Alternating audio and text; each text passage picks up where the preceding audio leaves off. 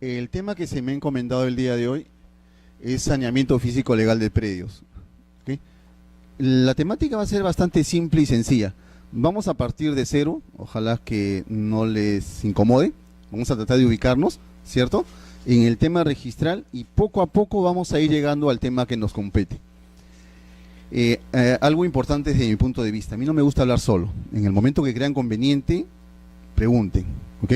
No se sientan cohibidos en ese aspecto. Con toda confianza, pregunten y nosotros interrumpimos en ese momento y absolvemos la consulta que sea necesaria.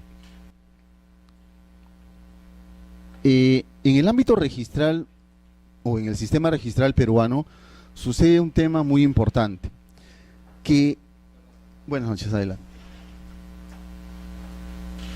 En nuestro sistema no son obligatorias las inscripciones, ¿ok? Si yo quiero inscribo, si yo quiero no inscribo, pero surgen dos conceptos importantes por los cuales nosotros recurrimos al registro: el tema de la seguridad y el tema de la publicidad. Normalmente cuando nosotros, por poner un ejemplo, compramos una casa, ¿qué hacemos? ¿Confiamos en la persona que nos está vendiendo? Creo que no, ¿cierto? Necesitamos una garantía. Esa garantía, ¿quién nos la va a dar?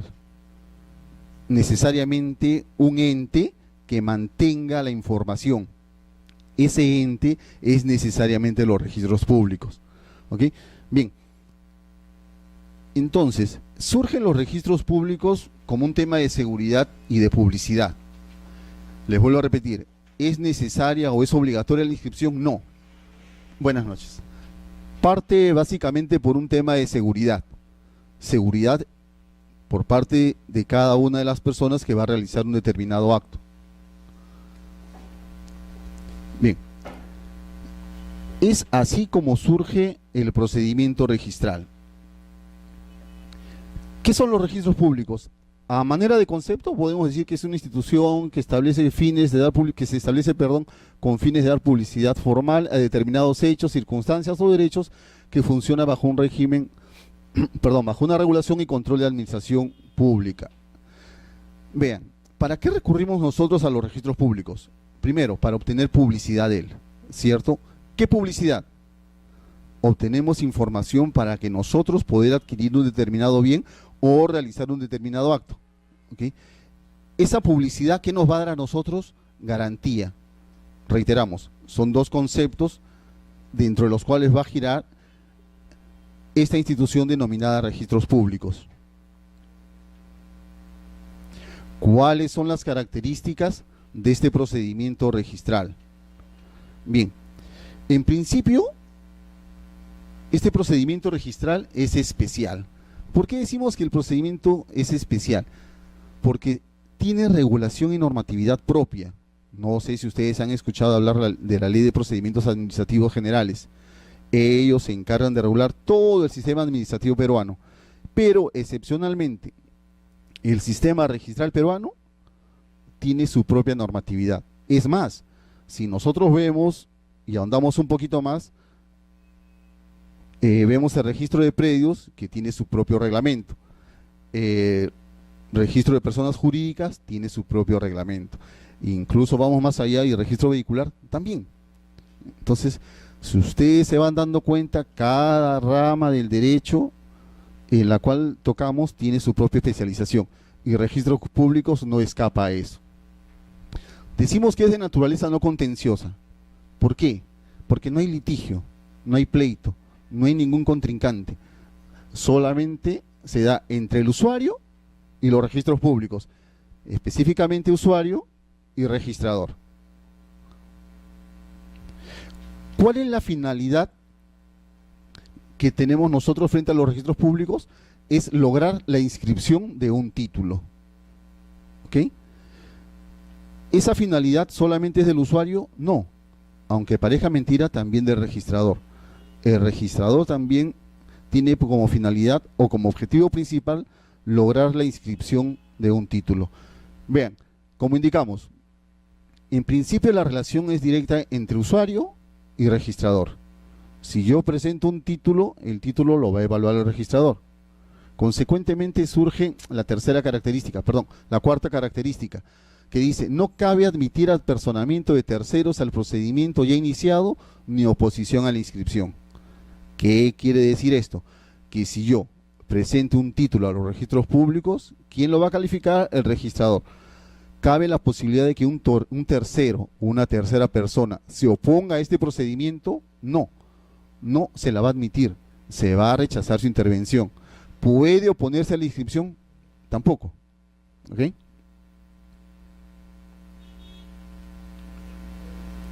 Me avisan si lo estoy hablando muy rápido para ponerle pausa así. Vamos a ponerle un poquito de pausa entonces. Dígame.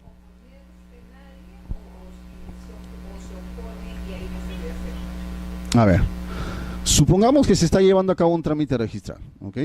Presentó su solicitud, llegó al usuario, perdón, llegó al registrador que se asignó. Normalmente lo que hace el usuario que quiere oponerse o quiere intervenir en este procedimiento registral es presentarse en mesa de partes un escrito indicando que se opone por tal y tal motivo al procedimiento registral. ¿Qué es lo que hace el registrador?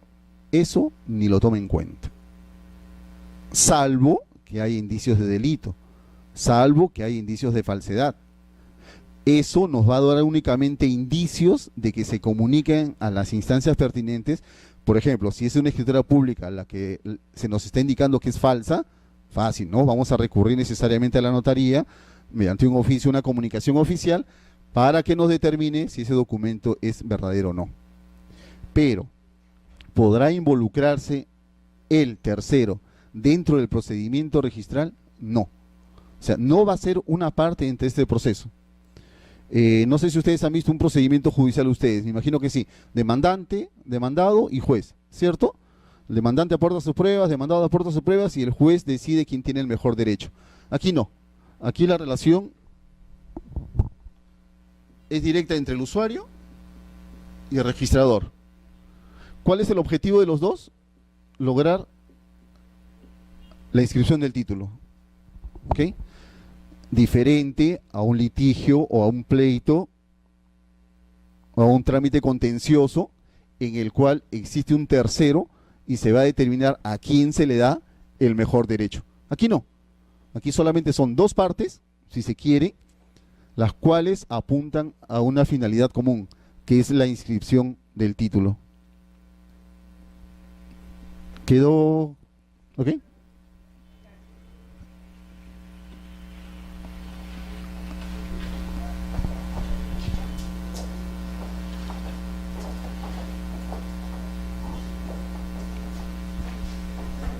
Buenas noches. Bien, continuemos. ¿Cuáles son las instancias a nivel de registros públicos? Son únicamente dos instancias, el registrador y el tribunal registral. El registrador, que es el que se va a encargar de la calificación de la documentación que se le presente, ¿ok? Y en el supuesto de que el usuario no esté satisfecho con la decisión que tome el registrador, salvo que se inscribe el título, puede interponer un recurso de apelación ante el tribunal registral, que es el que resuelve en última instancia a nivel administrativo en los registros públicos. ¿Qué pasa si el usuario no está conforme tampoco con la decisión que emitió el tribunal registral? Tiene la posibilidad, ya no como instancia, pero tiene la posibilidad de recurrir a interponer una demanda contenciosa administrativa ante el Poder Judicial. ¿Ok? Esta tercera opción, como le digo, está fuera de las instancias, pero es un derecho que tiene en todo caso el usuario para lograr revocar la decisión del tribunal registral.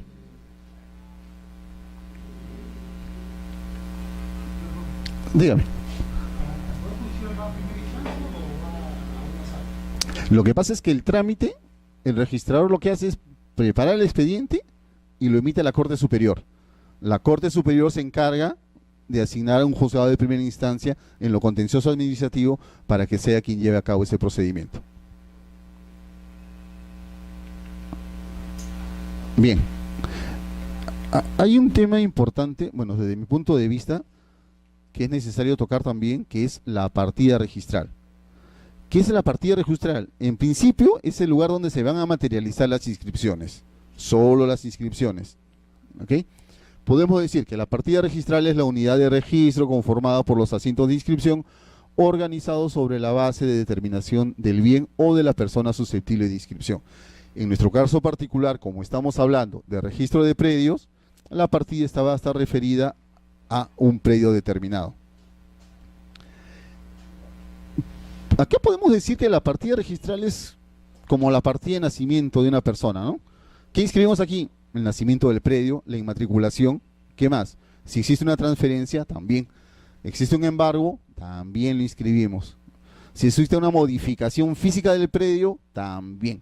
Si queremos ser ordenados, vamos a la siguiente parte y decimos, la estructura de la partida registral se conforma de los siguientes aspectos. Toda partida registral que usted vean va a comenzar con estos rubros: antecedente dominial, descripción del inmueble, títulos de dominio, cargas y gravámenes y otros actos que no se inscriben en ninguno de los primeros.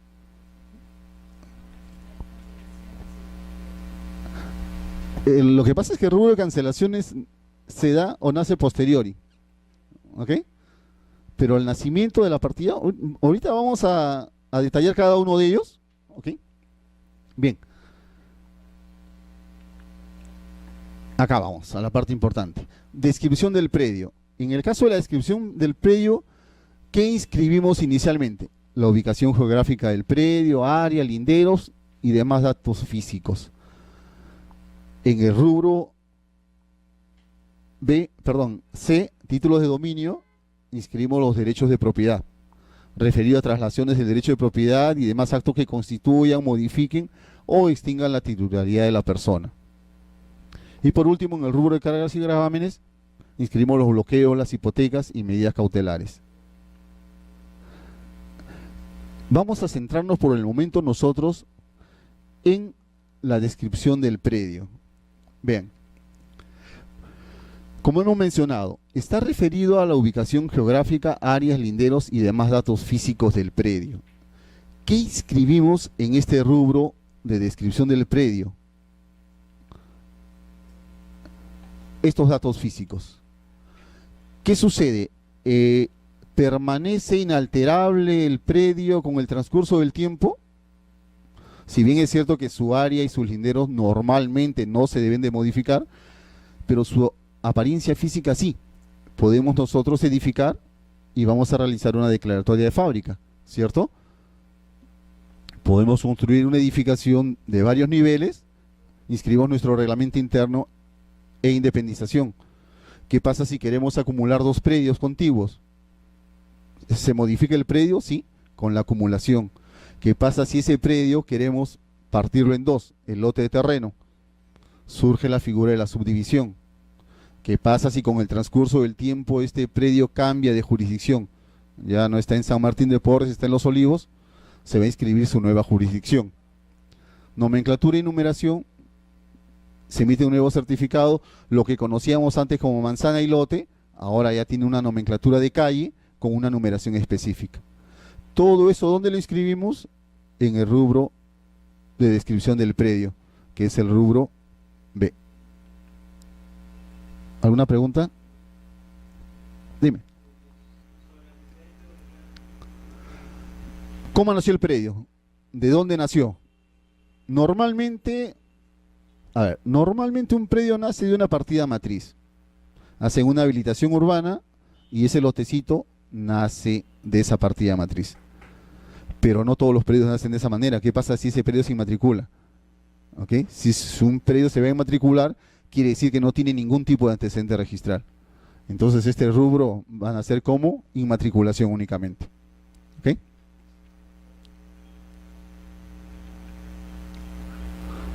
Bien.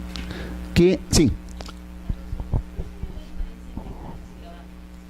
La diferencia en realidad es muy sutil. No van a encontrar ustedes en doctrina la diferencia que satisfaga. Encuentran por rubros, ¿sí? Es una carga porque es un bloqueo, es una carga, incluso hasta cargas técnicas, vamos a ver más adelante. Por el contrario, dice, el embargo es una carga, gravamen es la hipoteca, una servidumbre, pero no hay un concepto que nos pueda determinar la diferencia entre ambos. Normalmente, incluso hasta en doctrina, utilizan los dos conceptos para poder determinar lo mismo. Lo mismo, hasta el momento incluso en la maestría que la llevé en la vida real no nos supieron decir cuál es la diferencia sustancial entre ambos. Por el momento mantengámonos así, porque como le vuelvo a repetir, ni en doctrina han podido determinar cuál es la diferencia entre carga y gravámenes.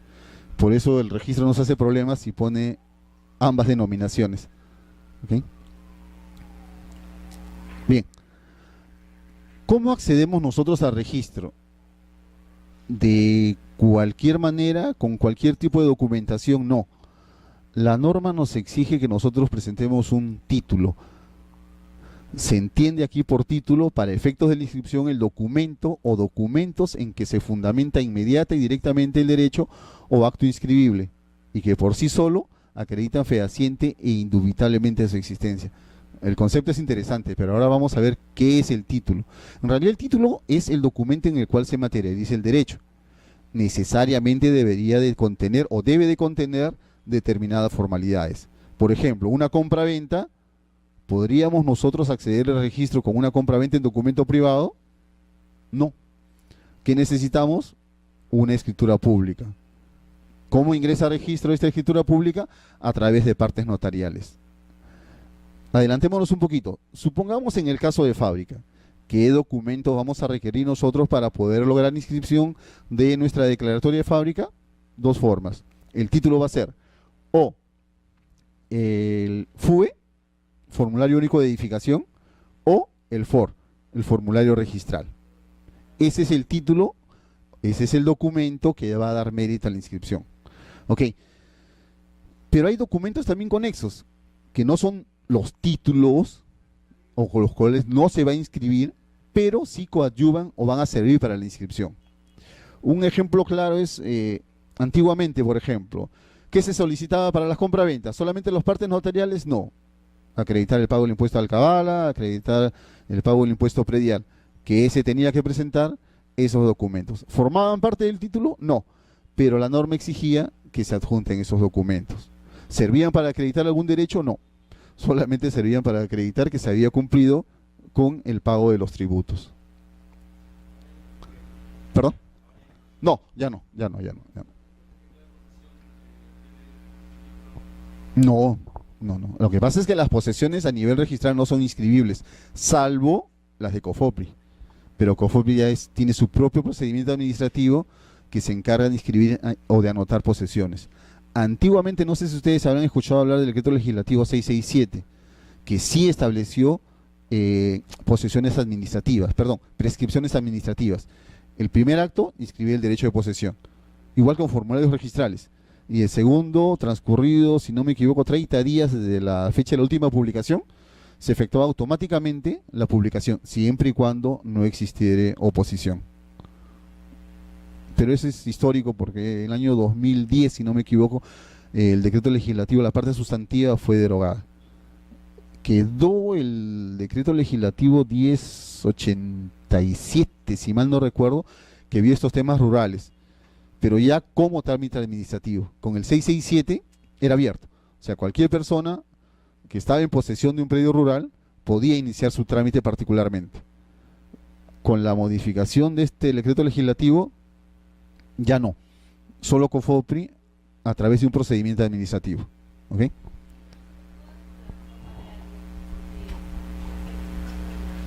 ¿Ya?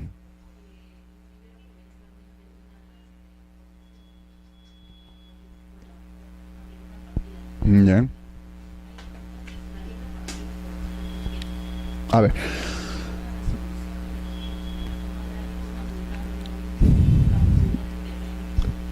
Pero lo que pasa es que si mal no recuerdo, yo estos temas de reforma agraria, si mal no recuerdo, la reforma agraria nunca inscribieron o otorgaban derecho de posesión.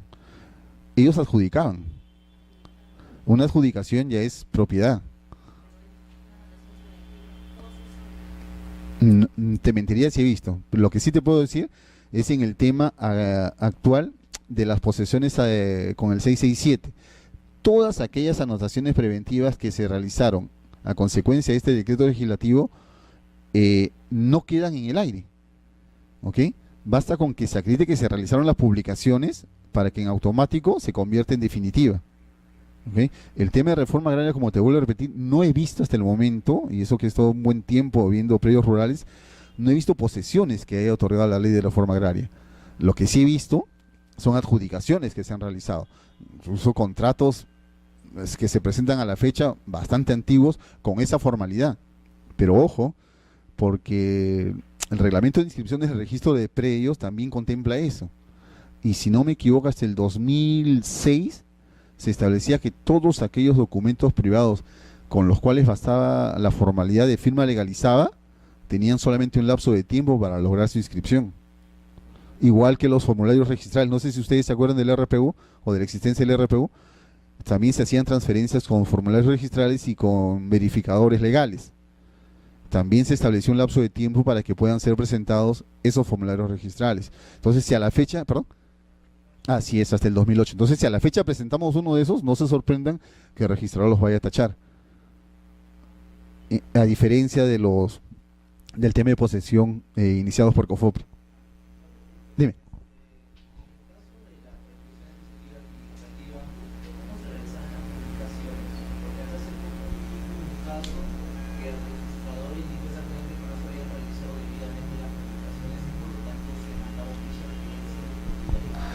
Ya, ese nos vamos a hacer un pequeño paréntesis, ojalá que les interese a todos, pero es algo importante. Vean, en el tema de posesiones, ¿qué es lo que pasa? Adjuntaban sus formularios registrales, constancia de posesión, una hoja técnica que se me escapa de la mente en estos momentos el nombre, ¿ok? ¿Qué es lo que tenía que acreditar yo? Posesión. La constancia de posesión que me la daba en ese tiempo el PET, después la otorgó COFOPRI. Con todo eso yo acreditaba mi posesión y presentaba al registro mi solicitud para inscribir el derecho de posesión, ¿ok? Una vez inscrito el derecho de posesión, quien realizaba las publicaciones era el mismo registro, la gerencia registral, ¿ok? ¿Qué hacía el registrador? Todo el bloque de inscripciones de anotación de posesión los remitía a la gerencia cada cierto tiempo para que sea la gerencia la que se encargue de publicar. Si existía algún error, era pues imputable al mismo registro, porque aquí el usuario no intervenía en el tema de las publicaciones, ¿ok? Entonces, cuando el registrador... Ahora, como estas inscripciones, luego de verificada la publicación, eran automáticas, el registrador, ¿qué es lo que hacía? Pues tenía que verificar definitivamente el tema de la publicación versus los datos de la partida registral. Que efectivamente, cuando uno pasa un Word a Adobe, creo, para efecto de poder publicarlo, se dan una serie de inexactitudes y comienzan los errores. Les digo porque nosotros, cuando hemos trabajado este tema, muchas publicaciones estaban erradas. ¿Qué se hacía? Buenas noches, adelante. Muchas veces se tenía que mandar a publicar nuevamente, pero ya no era un tema del usuario, sino un tema que le correspondía y era responsabilidad de registros públicos. Sí, todavía se mantiene. Todavía están inscribiendo o convirtiendo esa posesión en definitiva y prescribiendo esos predios. ¿Perdón? Rurales, ojo, rurales, cabe la aclaración, solo rurales.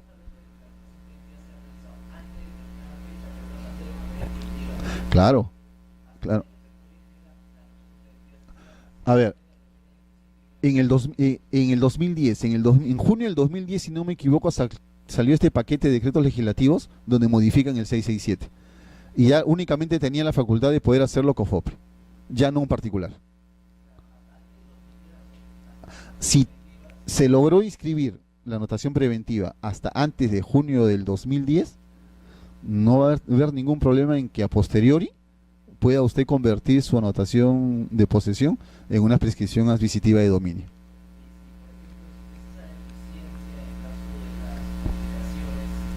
No hay problema porque tu anotación preventiva está inscrita. Ojo, el procedimiento era en tres partes: anotación preventiva, publicación y conversión en definitiva. Para poder hacer la publicación, requisito previo, haberse realizado la anotación preventiva. Entonces, con tu anotación preventiva, ya tu derecho estaba resguardado, claro, porque la publicación era uno, de mero trámite, y segundo, responsabilidad de los registros públicos, no del usuario. Efectivamente, es una anotación preventiva especial. Tan especial que incluso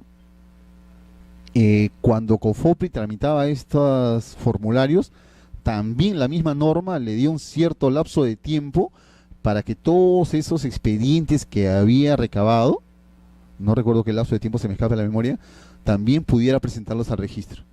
Pero los terceros ya no. Solo facultaba a COFOPRI y a todos los expedientes que había formado dentro de ese lapso de tiempo. Más no. ¿Alguna otra pregunta para poder continuar? Ok.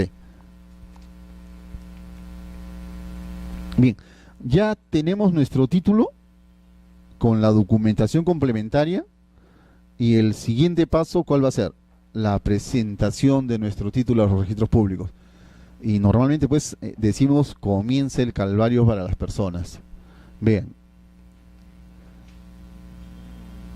muchas veces como el procedimiento o la última etapa del procedimiento es el registrador y supuestamente la documentación que la persona ha concluido debe estar, por así decirlo, perfecta, normalmente nosotros decimos que ya es una obligación del registrador inscribirlo. Pero surge el tema, como vamos a ver más adelante, de las observaciones. Bien, por el momento vayamos al tema de la presentación del título. Una vez que tenemos nuestro título, ¿qué hacemos? Vamos a registros públicos y le adjuntamos nuestra famosa hojita verde. ¿Ok? ¿Para qué? Para que se genere el asiento de presentación. ¿Ok?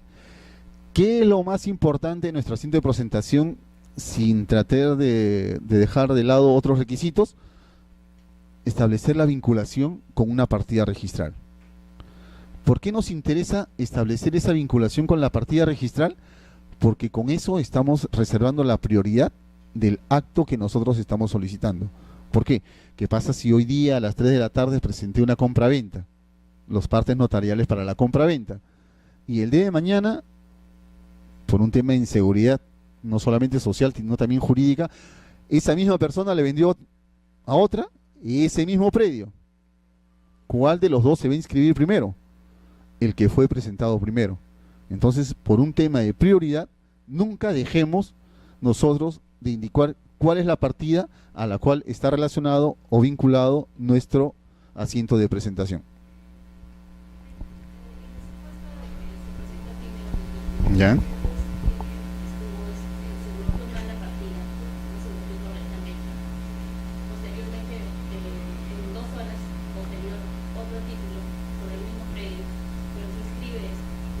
Wow, en 2 horas. Puede darse. Supongamos que es... No, puede darse, está bien. Vamos a ese escenario. Lo que pasa, tengan en cuenta algo muy importante. Los efectos de la inscripción se retrotraen a la fecha y hora del asiento de presentación. ¿Ok? Entonces, si bien es cierto... Ojo, pero un pequeño acápite. ¿Qué es lo que pasa si el bloqueo estuvo mal realizado por responsabilidad del usuario? Ese es responsable del usuario. ¿Ok? Porque normalmente cuando un título ingresa al diario, la digitadora lo primero que hace es verificar a qué partida está dirigida. ¿Ok? Y usted eso, ¿de dónde lo obtiene el digitador o mesa de partes? Lo va a obtener de la hoja verde o de la solicitud de inscripción que ustedes han presentado. ¿Ok? Entonces tengan en cuenta algo importante. Ese dato va en la solicitud de inscripción. Al día siguiente recién se lo pasan al registrador. ¿Y el registrador qué es lo que va a hacer? A primera hora, antes de hacer la distribución de los títulos, va a verificar que ese título esté correctamente bloqueado o con la partida vinculada. ¿Ok? Bien.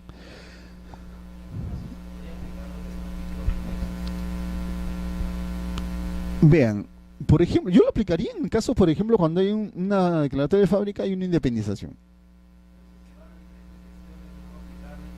Lo que pasa es que no se van a diferentes secciones. A ver, hay secciones de menos de 5, creo que son 6, y de más de 5 son como 11. Entonces, el reglamento interno que tiene menos de 5 unidades se va a ir al grupo de menos. ¿Qué es lo que pasa? Normalmente el usuario que hace presenta o la fábrica y el reglamento interno junto, o en algunas ocasiones se equivocó y lo presenta separado. ¿Ok? Con tan mala suerte que el primer documento que presentó fue el reglamento interno. Viene el registrador y le dice, ¿sabes qué? Previamente, fábrica. ¿Qué va a hacer el segundo registrador? Si es un registrador que tiene cuidado en estos temas, uno, puede agarrar y decir, ¿sabes qué? Es un título conexo, toma el título, encarga de calificarlo todo tú. ¿Ok? Tiene también otra opción. Como es un acto previo, lo va a poder calificar sin ningún problema. Lo que pasa es que ten en cuenta que es un acto previo. Si es un acto previo y el documento preexiste al asiento de presentación, no va a haber ningún problema. Y no va a haber ningún problema. Porque el mismo registrador le está indicando, ¿no? Sabes que previamente tienes que inscribir la fábrica. ¿Cuál es mi acto previo? Ojo, el documento ya preexiste al asiento de presentación, incluso a los dos asientos de presentación. El derecho que te asiste ya existe. No es que el derecho nazca después del asiento de presentación. Ese es otro tema ya completamente diferente.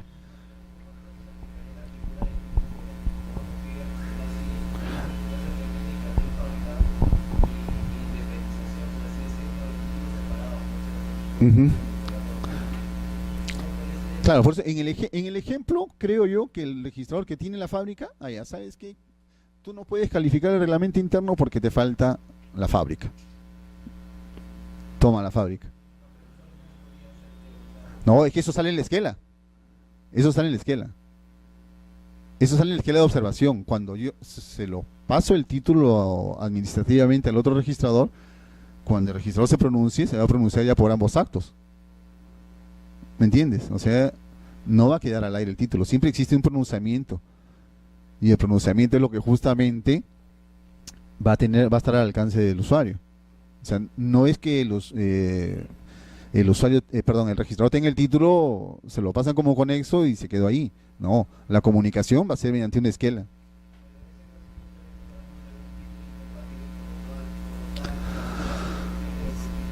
No, pero fábrica con reglamento interno son incompatibles.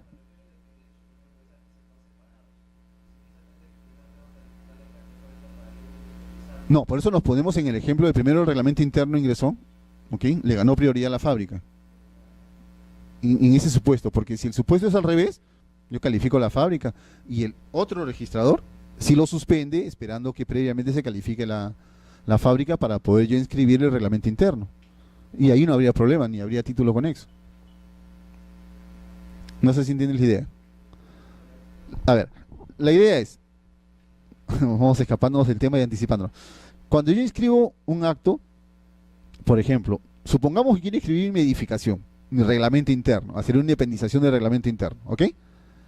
¿Qué es lo que la ley me exige primero? Que inscriba la edificación, ¿cierto? Bien, perfecto. Si yo soy ordenado, digo, bueno, presento mi FUE o mi FOR con la fábrica, se inscribe, y luego que se ha inscrito, presento mi reglamento interno. Soy un desordenado, la documentación se me traspapeló, presento solamente la fábrica. Al día siguiente me acuerdo, uy, acá está el reglamento interno, lo hice presentado. Como no sé mucho de registrar, lo presento. ¿Ok? Bien. Llega a las manos del registrador esa declaración de fábrica. ¿Al registrador le conviene o le interesa saber qué hay después de la fábrica? No. Tengo mi fábrica, inscribo mi fábrica y se acabó mi problema. El otro registrador, el cual toma conocimiento del reglamento interno, ¿qué es lo que va a hacer? Punto uno. Si esa fábrica está en trámite, ¿qué es lo que va a hacer el de reglamento interno? Es decir, espero a que se inscriba la fábrica, primero porque es acto previo y segundo porque lo ingresaron antes que mi reglamento interno. ¿Cierto? Entonces, si se inscribe, inscribo mi reglamento interno. Si no se inscribe, ¿podría escribir mi reglamento interno? No. No. Entonces lo suspendo a las esperas que se inscriba esa fábrica. ¿Ok? La figura o el ejemplo que poníamos nosotros era al revés. ¿Qué sucede si primero presentó reglamento interno y después la fábrica? Y ahí presentábamos la opción que podía darse el caso de conectividad, sí. Que podía darse que el segundo registrador, como es un acto previo, podría inscribirlo, y yo lo he hecho, lo puedes hacer. No hay ningún problema. Yo tengo la plena seguridad de que cualquier registrador podría inscribir la fábrica, dado que es un acto previo para la inscripción de reglamento interno. El derecho, como les vuelvo a repetir, ya está materializado en un documento. y ese documento se supone que es de fecha anterior al asiento de presentación. ¿Ok? ¿Alguna duda? Todavía está un interrogante.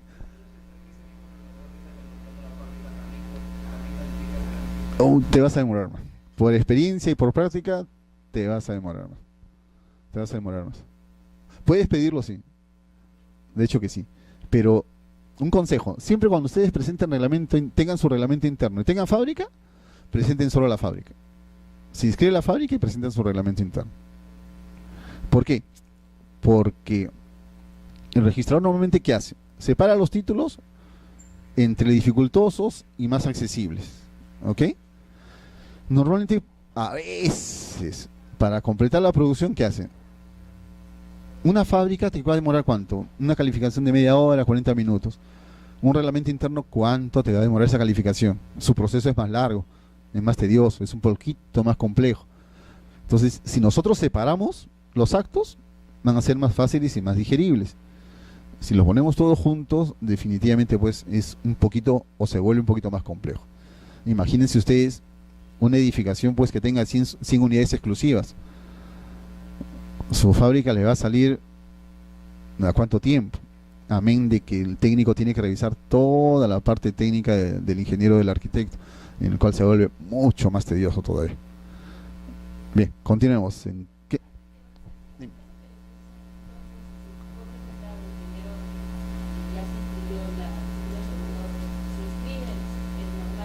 Sí, el reglamento interno. Perdón, me perdí. Ya. Ujú.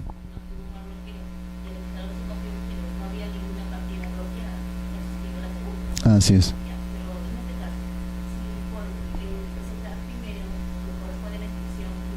Ujú.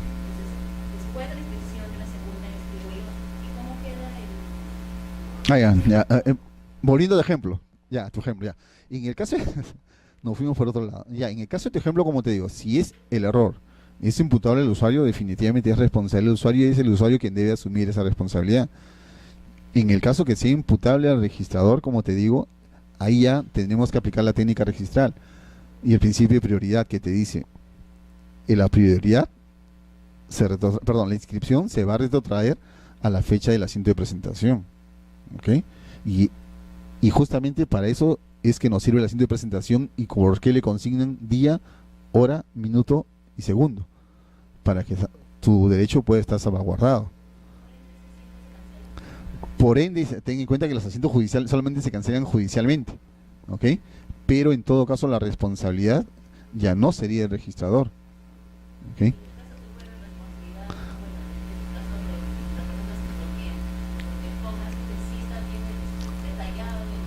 Claro, lo que pasa es que todos los títulos nos van a llegar a todos los registradores a primera hora. La situación que tú das como ejemplo es muy interesante.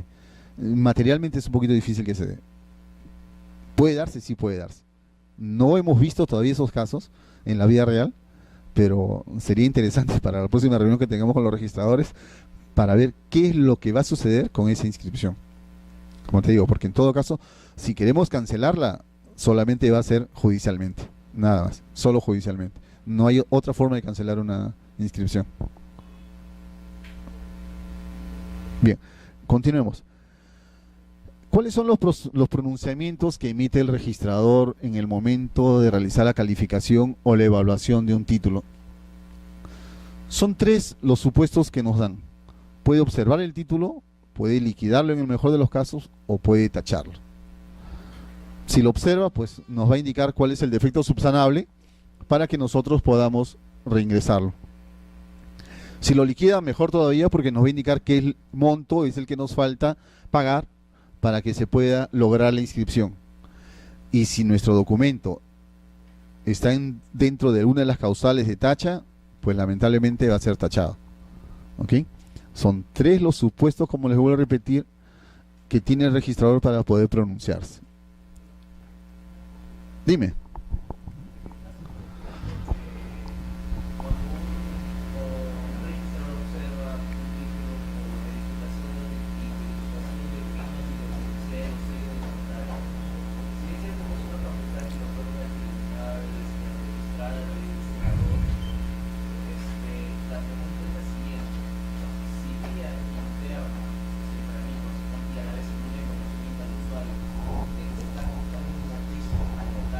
Ujú. Adicionalmente, no mencionar el número de oficio, la fecha y lo mande al notario y este a su vez de manera también interna lo manda al registrador. Porque exactamente los registradores, esa modificación del observado a seguir en curso del procedimiento no se consigue de manera notificada. A ver, les explico. Lamentablemente, el tema de la seguridad y los procedimientos ya han escapado a nuestras manos. ¿Ok? O sea, solo supongamos que se hace, como dice el joven, que efectivamente el registrador trata de ser transparente y consigne el número de oficio, la fecha y otros datos. Si una persona está obrando de mala fe y tiene esa información, más fácil para responder el oficio, ¿no les parece? O sea, va a ser mucho más fácil y más sencillo para aquella persona que obra de mala fe, teniendo esos elementos, de poder continuar con su mala fe. Porque si hizo una escritura pública o falsificó una escritura pública, ¿qué le impide falsificar un oficio que es mucho más sencillo? Ninguno. Entonces,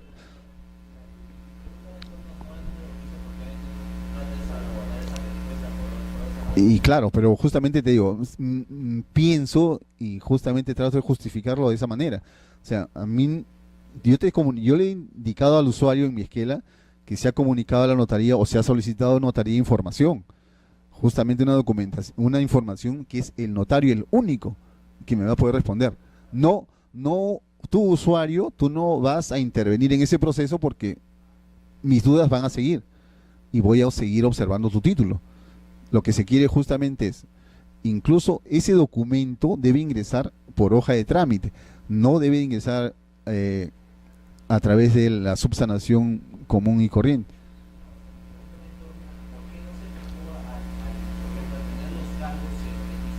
Ya.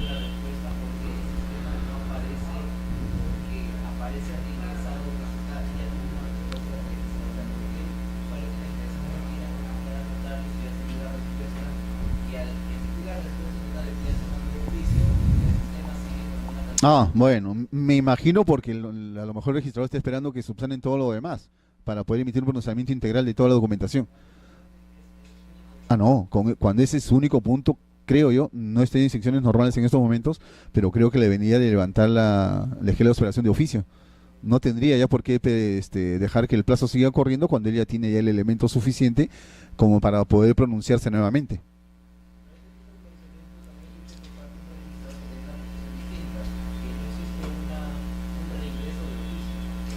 ¿Por qué no? El tubo, si no me equivoco, te faculta que tú puedas levantar una observación. El Reglamento General de Registros Públicos faculta al registrador a que tú, cuando lo considere conveniente, poder levantar.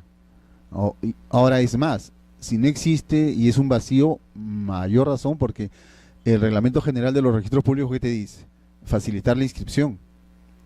Y un mecanismo es justamente, si yo tengo ese elemento suficiente y justamente estoy impidiendo de que sea el usuario quien subsane y estoy esperando una comunicación interna, eso debería adelantarse de oficio. O sea, ¿qué documento debería de presentar el usuario para que se levante esa observación? Ninguno. Ya lo presentó el notario.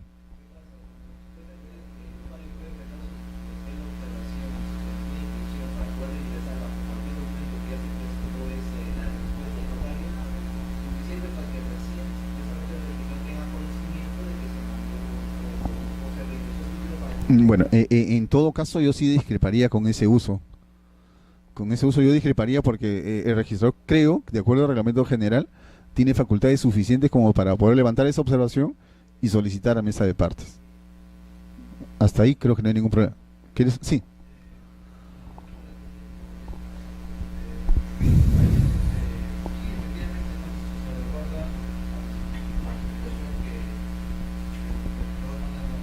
Ujú.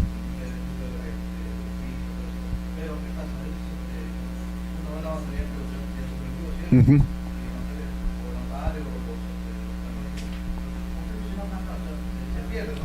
Bueno, ese es cierto también. Ujú. Claro.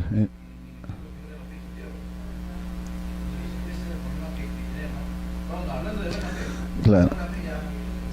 Ahora es más, supuestamente si vamos a la ley de procedimientos administrativos nos dice el registrador o cualquier funcionario público no puede pedir más documentos de lo que te establece la norma.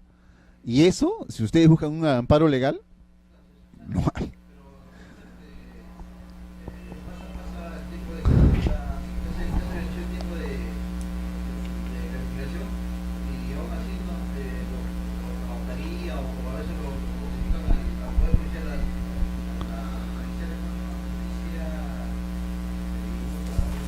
¿A los módulos de justicia?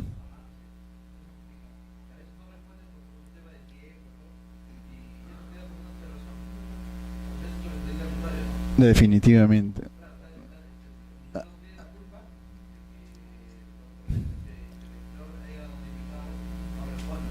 Ujú. Ok.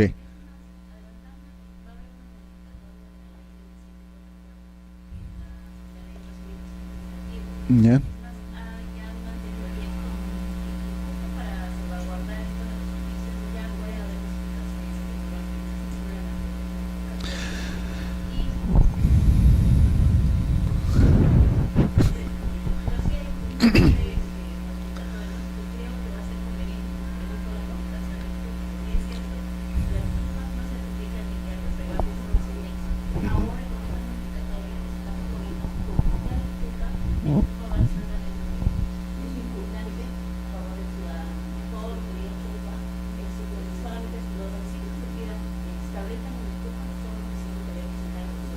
Claro, pero inicialmente es así, o sea, la ley de procedimientos administrativos te establece, ¿no?, que no, el funcionario público no puede exigir más documentación que te establece tu propio TUPA.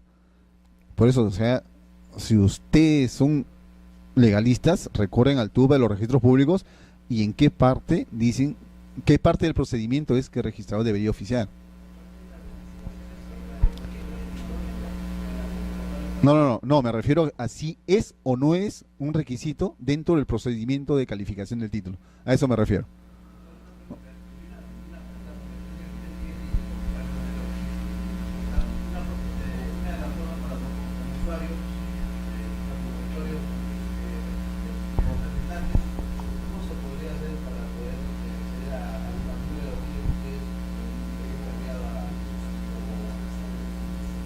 La única forma, creo yo, sería solicitando una audiencia con la gerencia registral, que ellos son los que manejan esa información. Claro, lo que pasa es que el registrador no tiene a la mano el documento, ni el oficio. Eso la gerencia registral. La gerencia registral es el que se encarga de tramitarlo. Ok, bien, continuemos porque si no, no vamos a avanzar. Bien, vamos a llegar al punto de partida de nuestro estudio, la declaratoria de fábrica. Ya sabemos nuestra declaratoria de fábrica a dónde está dirigida o a qué rubro de la partida, ¿cierto? Entremos a lo mejor ya un poco más ya de lleno al tema que nos trae. La declaratoria de fábrica. Dice, es el reconocimiento legal de la existencia de cualquier tipo de obra sujeta a este reglamento. Habíamos puesto este reglamento porque se supone que está regulado por la 27157 y su reglamento, el decreto supremo 035-2006, vivienda, si no me equivoco. Bien. Se realiza mediante una declaración de propietario que cumpla con las formalidades y trámites establecidas por la ley. También comprende la demolición total o parcial, ampliación, modificación o remodelación de la fábrica inscrita. Entonces, dentro del ámbito de la declaratoria de fábrica, son varios los actos que nosotros vamos a entender.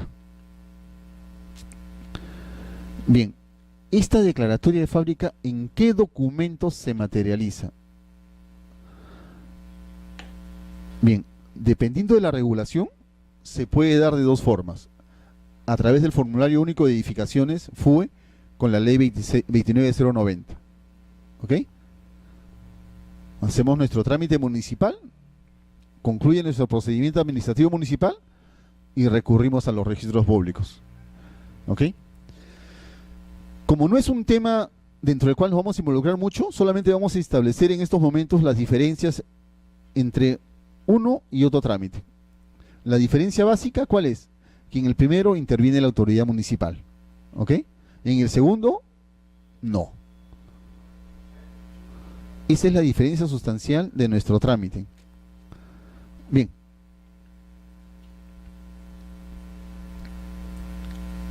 Con la ley 27, sí. Es ante quien la tramita, quien te da la licencia y quien te da la conformidad de obra. Bien, por el contrario, el 20 de julio de 1999, si no me equivoco, se dio la ley 27157. ¿Qué o cuál es la parte sustantiva de esta norma? Esta norma lo que trató justamente es de regularizar todas las fábricas que se habían realizado hasta antes del 21 de julio de 1999. Entonces, dado la informalidad en la cual siempre hemos vivido, se trató de regularizar. Vean, es del año 1999 y todavía seguimos inscribiendo fábricas en vía de regularización. Ustedes explican cómo fábricas o edificaciones que se realizaron a esa fecha todavía se siguen inscribiendo. Sin temor a equivocarme, creo que hay muchas de estas fábricas. Nosotros no hacemos trabajo de gabinete, solamente hacemos trabajo de gabinete, no de campo. Nosotros confiamos ciegamente en lo que dice el verificador y el propietario. ¿Okay? Continuemos.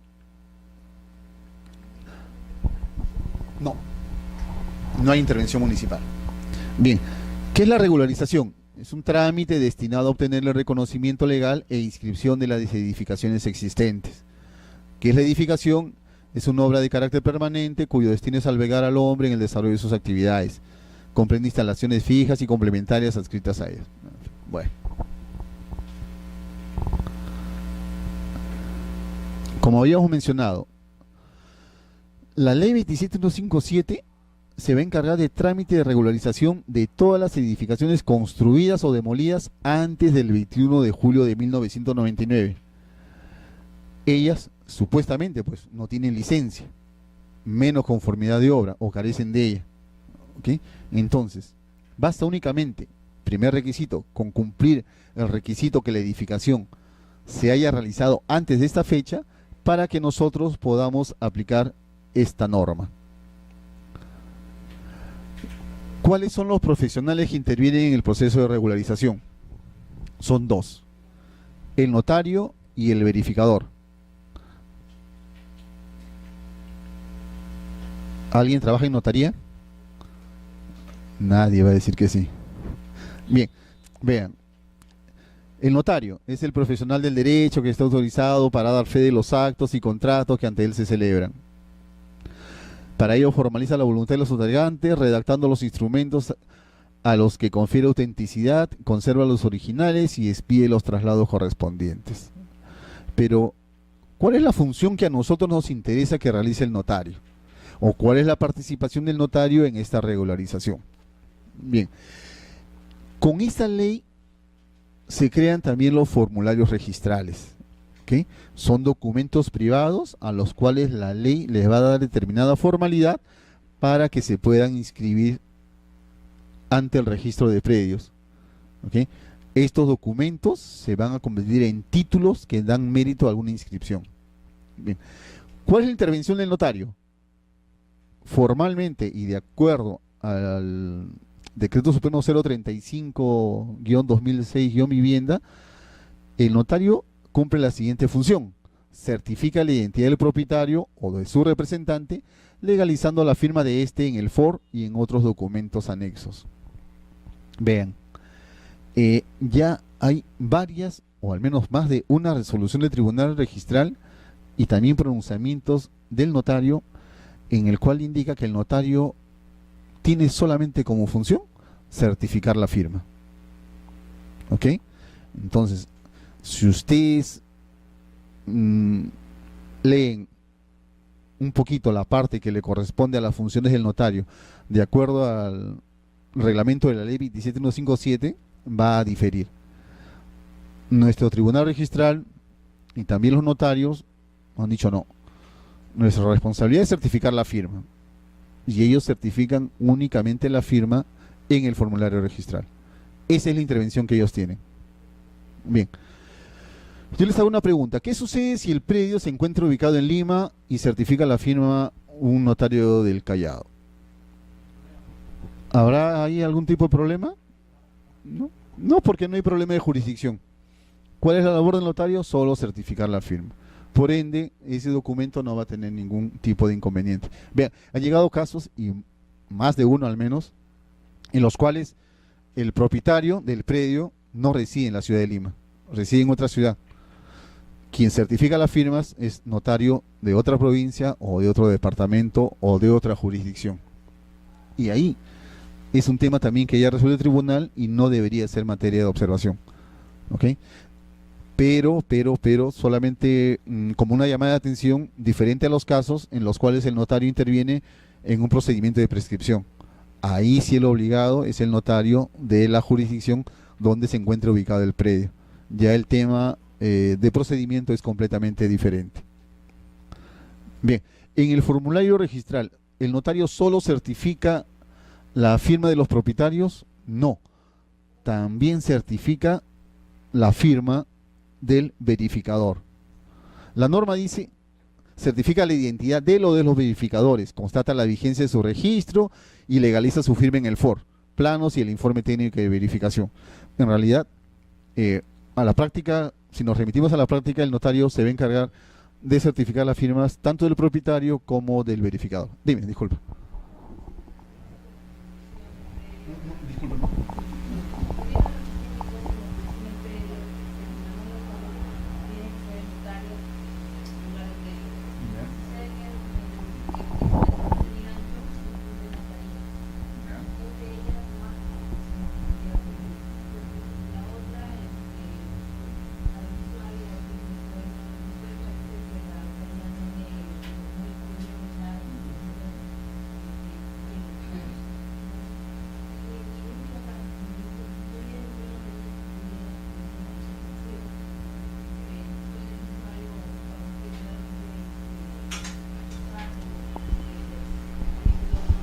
Nos estamos saliendo del tema, pero bueno, como ilustración general, lo que pasa es que los notarios no tienen competencia a nivel distrital, sino provincial.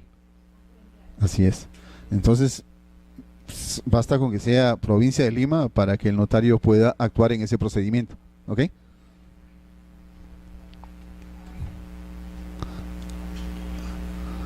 El verificador responsable. ¿Tenemos algún ingeniero o arquitecto para que nos ayude? Tampoco. Bien. ¿Quién es el verificador responsable? El verificador responsable va a ser necesariamente un arquitecto o un ingeniero civil colegiado. ¿Qué se necesita de este ingeniero o de este arquitecto o de este profesional colegiado? Que esté inscrito en el índice de verificadores a cargo del registro de predios. ¿Ok?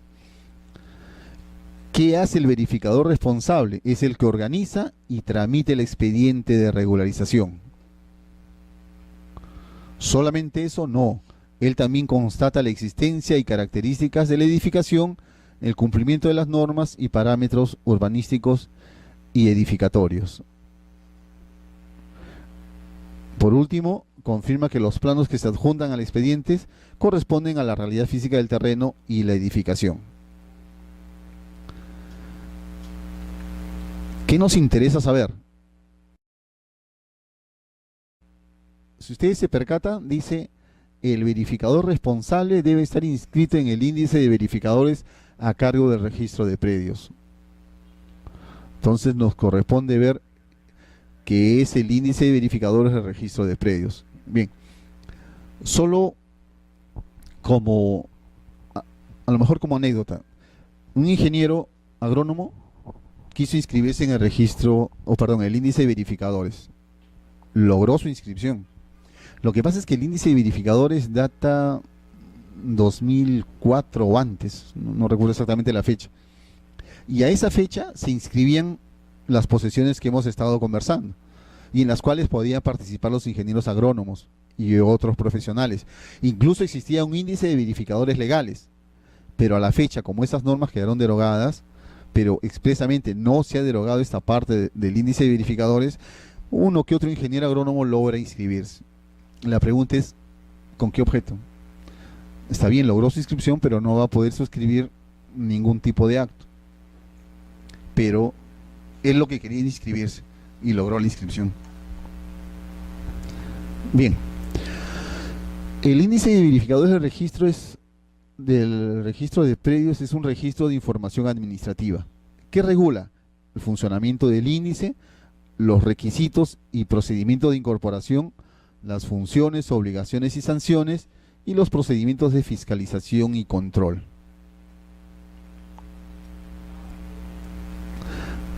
Cuando un profesional quiere inscribirse, se puede inscribir en una, en dos o en las zonas que él quiera ejercer su actividad. No hay restricciones. Pero si se inscribe solamente en una de ellas, su función va a ser solamente dentro de ese ámbito. Por ejemplo, si se inscribe en la zona 9, él solamente va a poder actuar en periodos que se encuentren inscritos en esa jurisdicción. ¿Puede inscribirse a nivel nacional en todas? Claro que sí.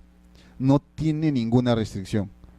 Lo único que le exige el registro es que pague su derecho por cada inscripción en una zona determinada en la cual se va a realizar. Después, con la misma documentación, va a poder inscribirse. Claro, por eso le decía que cuando existían las posesiones, por eso una vez que eso quedó derogado, ya no tenía sentido la inscripción de esos verificadores. Incluso los legales también, eran también para ese tipo de formularios. A la fecha, eso ya no existe esa posibilidad. Bien, ¿qué inscribimos nosotros en el índice de verificadores? Se inscriben en las secciones de verificadores comunes y la sección de verificadores ad hoc. Como hemos indicado, tiene un ámbito geográfico de ejercicio. Es decir, ejerce su función en el ámbito territorial de la zona registral en cuyo índice se encuentran inscritos.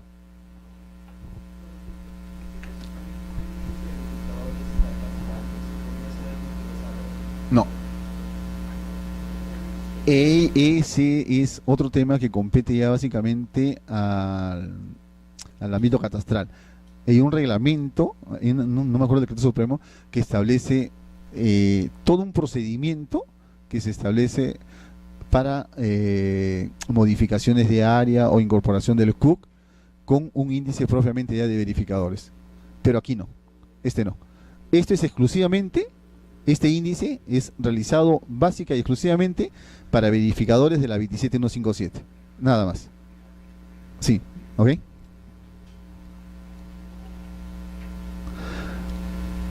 ¿Cómo ingresa al índice este profesional? En principio, los requisitos que se exigen es que tenga plena capacidad de ejercicio de sus derechos civiles. ¿Ok? Título profesional, ya sabemos que solo ingeniero civil o arquitecto, miembro hábil, tanto en el Colegio de Arquitectos, si fuera el caso, o en el Colegio de Ingenieros del Perú, si fuera el caso. No haber sido condenado ni hallarse procesado por delito doloso. Ojo, dice no solamente condenado, sino también procesado. Y no haber sido inhabilitado del índice o del colegio profesional al cual pertenece. ¿Cuáles son las formalidades o la formalidad que se exige para que este profesional pueda ingresar al índice? Él debe de presentar copia autenticada del documento de identidad, copia certificada de su título profesional, certificado de habilitación profesional, 2 fotografías y la constancia de pagos de derecho de inscripción. Como hemos señalado, si él quiere inscribirse en otras zonas registrales, lo único que va a tener que hacer es realizar tantos pagos como en tantas zonas registrales quiere inscribirse. ¿Cuáles son las obligaciones del verificador? Hacer constar en el formulario su código de identificación, firma y sellos registrados. Muchas veces o en algunas ocasiones los verificadores se mandan a hacer otro sello o cambian de firma o también omiten indicar su código de identificación. Tengan la plena seguridad que el registrador va a observar estos casos, porque se supone que cuando él accedió al índice registró su firma, su sello y se le emitió un código de identificación. Son requisitos formales, lamentablemente, que se tienen que cumplir. Otra obligación: debe actuar con diligencia, buena fe, veracidad y honestidad. Ejercer sus funciones en el ámbito de la zona o zonas en la cual se encuentra inscrito. Actualizar sus datos. Abstenerse de seguir actuando. ¿Cuándo el verificador debe abstenerse de seguir actuando en un procedimiento de regularización? Bien, la norma establece que no puede actuar por causa propia, es decir, él no puede autorizar su propio for. ¿Ok? Supongamos que el verificador construyó su casita antes del 21 de julio del año 99, y él interviene como propietario y también interviene como verificador. La norma dice no. Tú no puedes intervenir en causa propia. Tendrá que intervenir otro verificador. ¿Es el único supuesto? No. Él tampoco va a poder intervenir en estos actos hasta el segundo grado de consanguinidad. Entonces, ¿en qué supuestos no podría intervenir tampoco? Si decimos segundo acto de consanguinidad, ¿se acuerdan?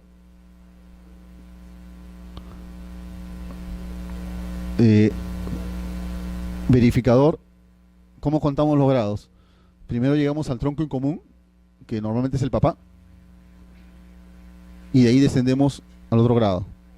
Acá hay un grado, otro grado, entonces a los hermanos tampoco va a poder, o en actos que realicen sus hermanos tampoco va a intervenir. ¿Solamente ellos? No. Tampoco en actos de los hijos, ¿cierto? En línea ascendente, tampoco en los actos de los... La norma también habla de la afinidad en idéntica forma, o sea, con relación al cónyuge. ¿Podrá él intervenir en un procedimiento de regularización de su cuñado? Tampoco. De los papás de la cónyuge, tampoco. ¿Ok? En esos casos, el verificador debe de abstenerse de intervenir, porque de lo contrario, me imagino que el registrador tachará ese título presentado.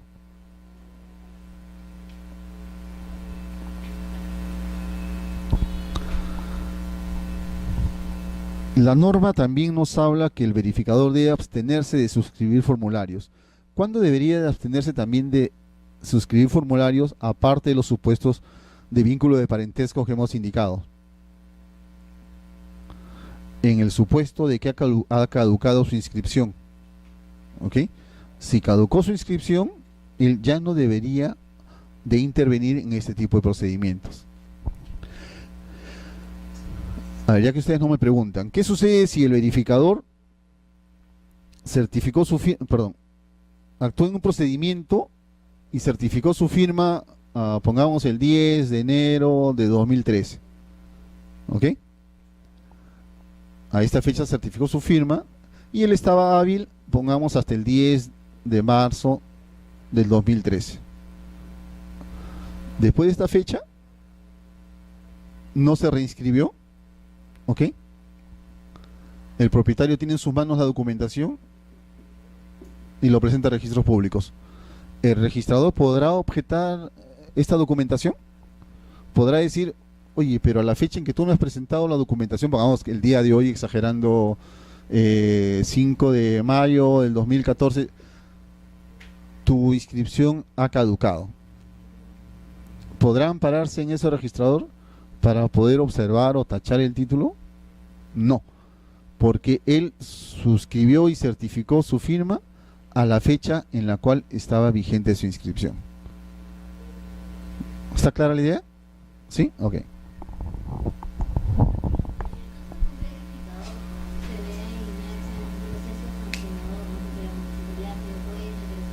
Ya.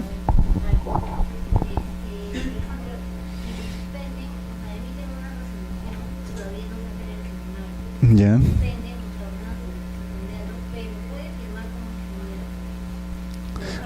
A ver, Si nos ponemos en el caso de un procedimiento de regularización, nosotros verificamos que el verificador no se encuentre suspendido.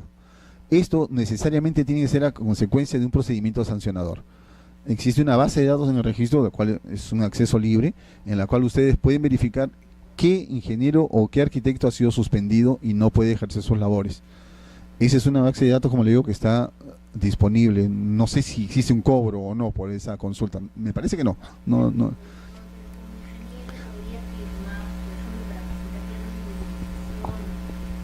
Ahí sí escapa.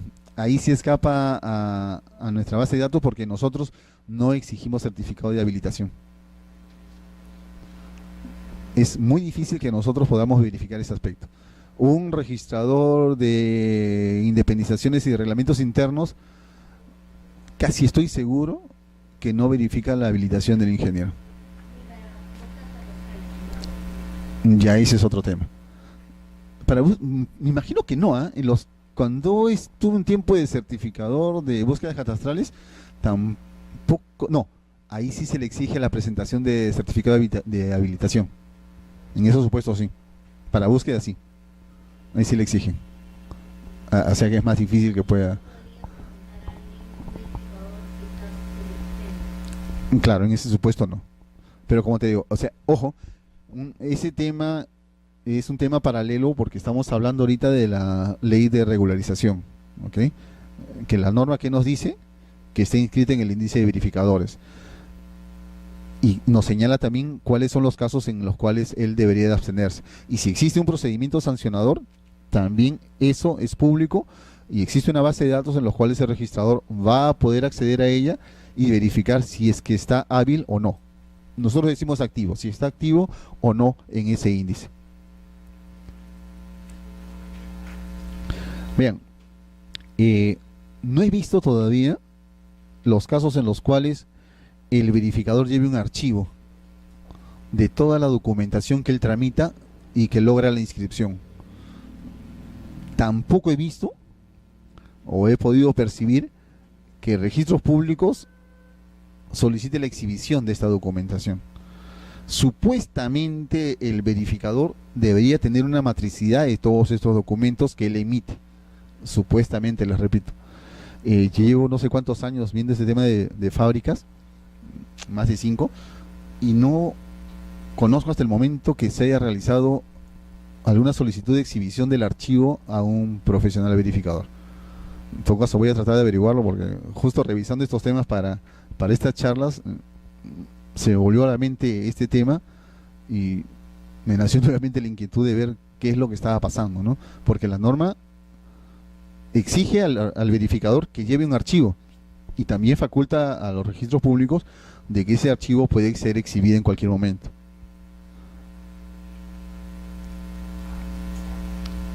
Bien. Esta es una norma, desde mi punto de vista, muy importante para los usuarios, pero que normalmente la desconocen. Dice, obligación de suscribir documentación subsanatoria. ¿Qué es lo que pasa cuando el ingeniero se equivocó en sumar las cotas? ¿Se equivocó en sumar las áreas techadas? ¿Se equivocó en sumar el área techada y el área libre y no da como resultado del área del terreno? ¿Es responsabilidad de quién? Del usuario no, porque supuestamente él recurre a un profesional técnico que conoce estos temas. ¿De quién va a ser la responsabilidad? Definitivamente pues del verificador. Entonces esta norma supuestamente ampara a los usuarios. ¿Para qué? Para que el verificador sin ningún costo adicional pueda suscribir toda esa documentación sustentatoria. Leemos la norma, dice, el verificador inscrito en el índice suscribirá sin costo adicional para el usuario el nuevo formulario registral, planos o demás documentos necesarios para la subsanación o nuevo ingreso de la solicitud de inscripción, cuando ésta haya sido observada o tachada por causa imputable a él, sin perjuicio de las sanciones y acciones legales que correspondan de acuerdo a la ley. ¿Se da? No sabemos si algún ingeniero aplica esta norma o se le exige que apliquen estas normas. Bien. Llegamos a la conclusión, pues, de que el verificador responsable del trámite de regularización tiene que ser necesariamente un arquitecto o un ingeniero civil colegiado. Puede ser público o privado y se inscribirá en el índice de verificadores de la SUNAR. ¿Por qué público o privado? Establecemos esa distinción porque existen los verificadores ad hoc, que los vamos a ver algo más adelante. Dice, calidad y clases de verificadores.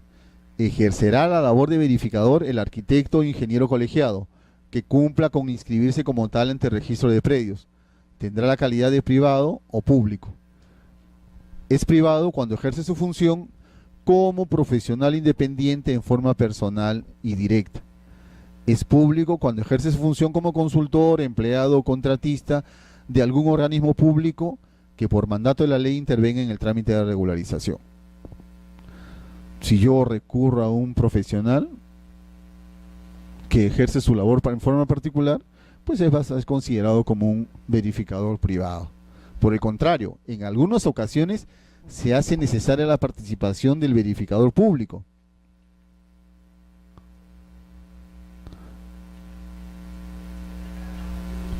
A ver, no nos saltemos, creo que estoy corriendo. Bien. De acuerdo a la norma, dice, de acuerdo a las funciones, la clase de verificador responsable puede ser también ad hoc.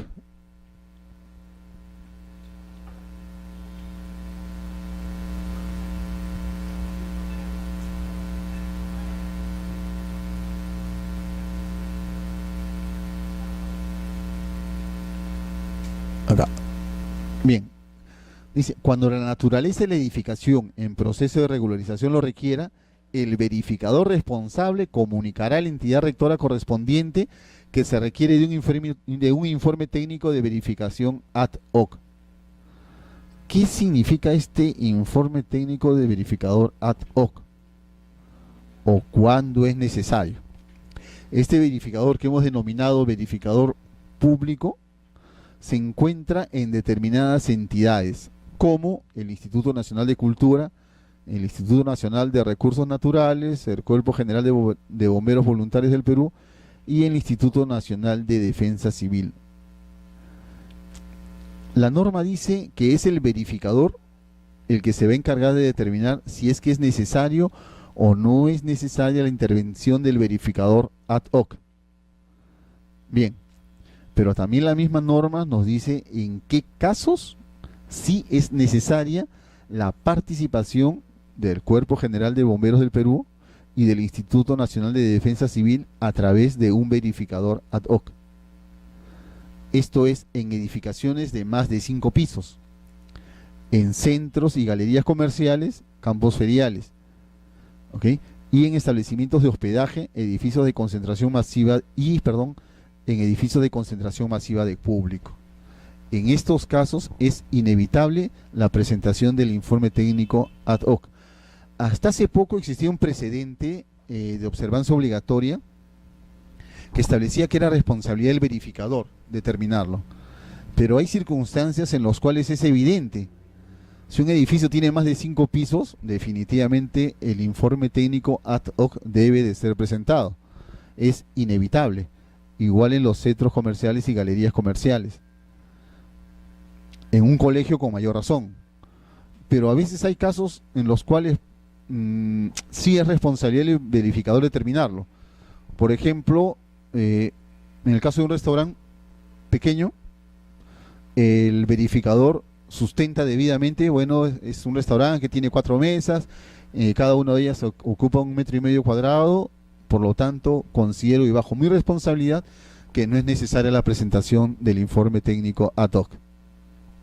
Con eso, el verificador está asumiendo su responsabilidad y ya el registrador no debería solicitarle este informe técnico.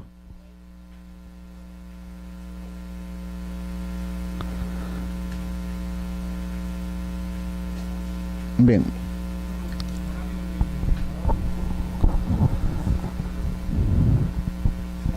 No. Se materializa mediante una solicitud, adelantándonos, se materializa mediante una solicitud que realiza el verificador común a la institución, en este caso al Cuerpo General de Bomberos o al Instituto Nacional de Defensa Civil. Ellos se encargan de designar qué verificador va a intervenir. O sea, no es elección del verificador común elegir qué verificador interviene, sino es la institución a la cual uno se dirige, la cual va a determinar cuál es el verificador común que ellos tienen que va a intervenir en ese acto. Ojo, normalmente tenemos problemas con este tema de defensa civil, de INDECI. La norma es clara.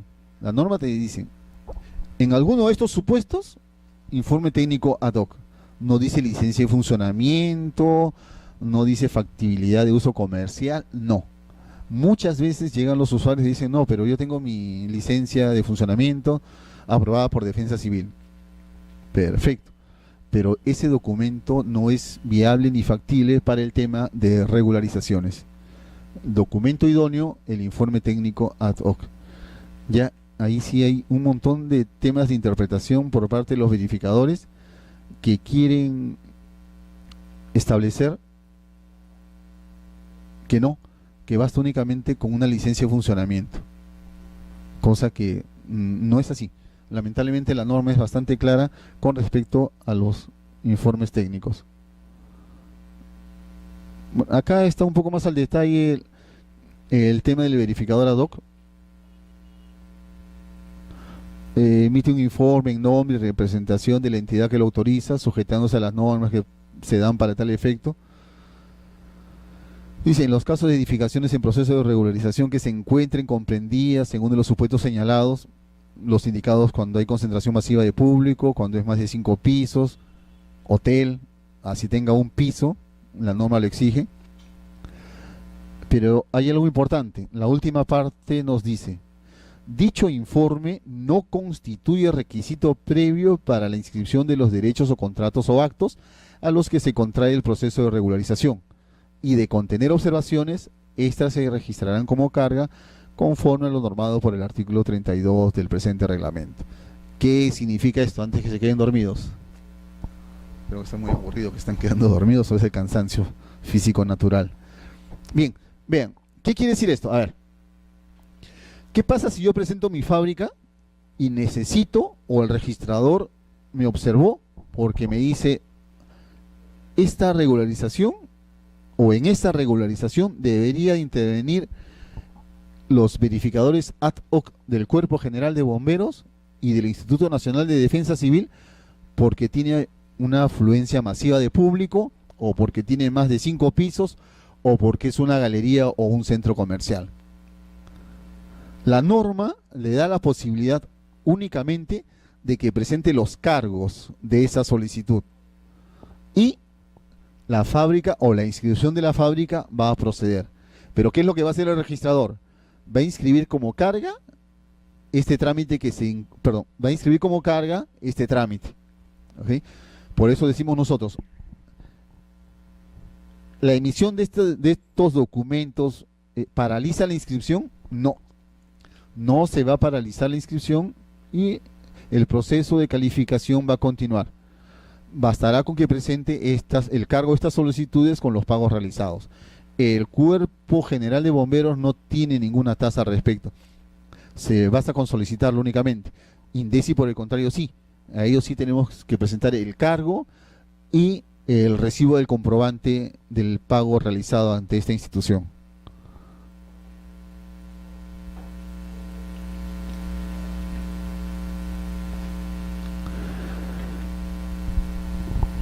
Casi concluyendo esta etapa de los verificadores, la norma dice que todo verificador responde por la veracidad del informe que emite, así como de la correspondencia entre los planos y la realidad física del predio. Sin embargo, no es responsable del proceso constructivo ni de la estabilidad estructural de la edificación que regulariza. Bueno, esto tiene su lógica porque simple y llanamente el verificador no es el que se encargó de la obra, él solamente se está encargando del procedimiento o del trámite de regularización. ¿Alguna pregunta hasta aquí?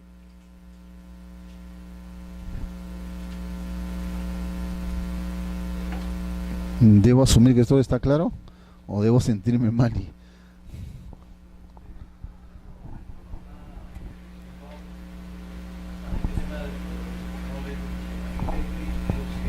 ¿Ya?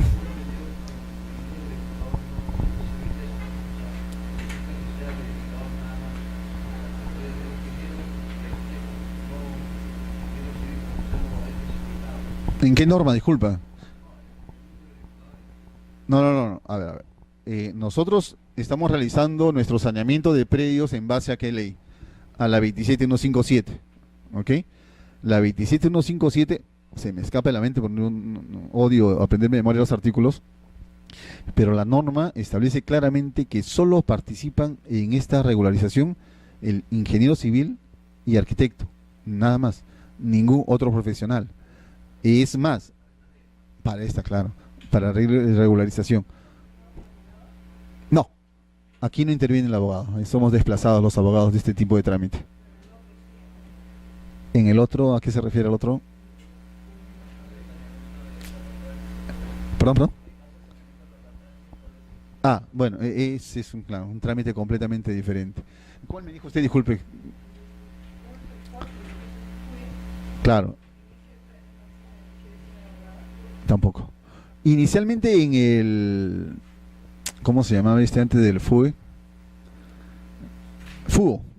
En el FUO licencia intervenía un abogado. No sé si algunos de ustedes ha hecho un trámite con FUO. Bueno, el FUO se tramitaba con la 27157 también. ¿Okay? Ahí está bueno, en realidad la 27157 establecía el trámite municipal y establecía el trámite de regularización. ¿Ok? Dentro del trámite municipal pues establecía el FUO parte 1 y FUO parte 2. En el FUO parte 1 licencia, ahí intervenía el abogado.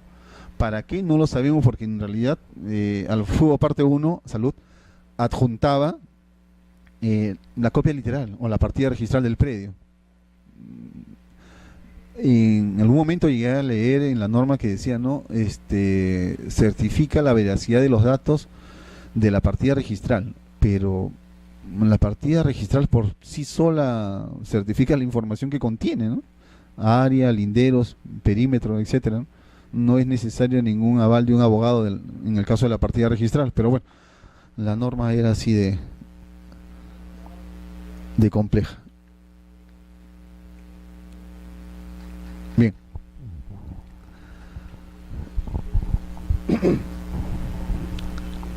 Entremos ya a lo que es la regularización propiamente. Dice, requisitos del expediente de regularización. El primer requisito e indispensable para el trámite es el formulario registral, el FOR. Me imagino que alguno de ustedes ya lo conoce. Existe FOR, creo, 1, FOR número 2, pero en el caso de fábricas, hasta el momento no he visto que algún registrador sea tan exigente que pida solo para fábricas el 1 y para reglamento interno o edificaciones solo el 2. Por ahí no hay ninguna restricción, porque se entiende que en principio los dos son formularios aprobados por la SUNAR. Entonces, no creo yo que no deberían existir ese tipo de observaciones cuando se presenten indistintamente el FOR 1 o el FOR 2. ¿Cuáles son los documentos que deberíamos de adjuntar al FOR? Aquí pueden ver, ojalá que sí, ¿no?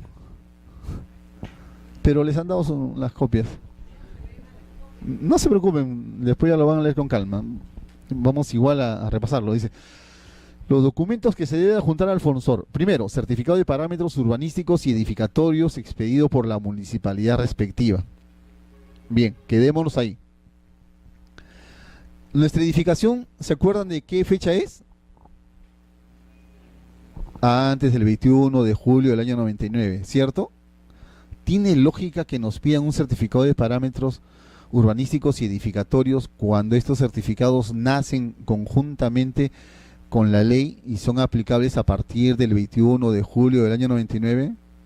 No, no tiene lógica. Pero la norma exige que se presente este certificado de parámetros, incluso vigente.